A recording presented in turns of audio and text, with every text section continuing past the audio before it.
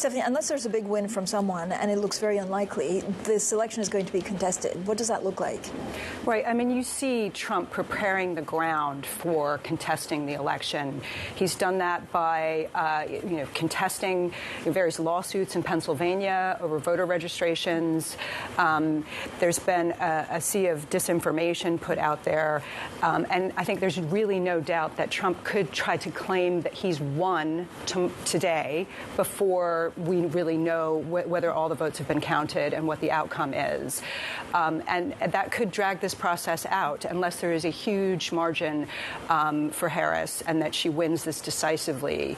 If there's it comes down to Pennsylvania where, the race looks really tight and it comes down to just a few thousand voters, this could drag out for quite a while and could be very contested. Rosa, I mean, what's most perplexing for economists is that the economy is firing on all cylinders. And if this election is contested on the economy, then actually the Democrats should be doing quite well, and they don't seem to be punching through in that.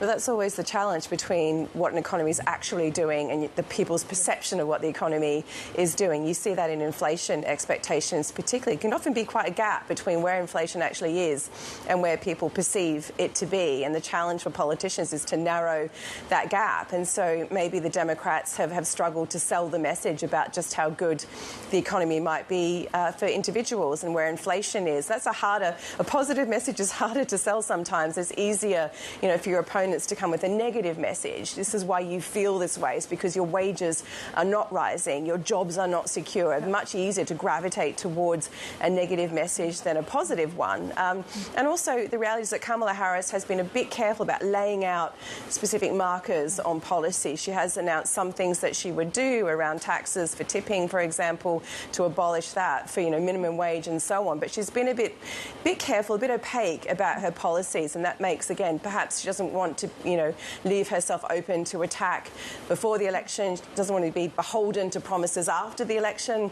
But it also means that it comes across potentially as a bit woolly sometimes. And again, if you've been associated with the party in power, you're defending your record more often than talking about what you would do next.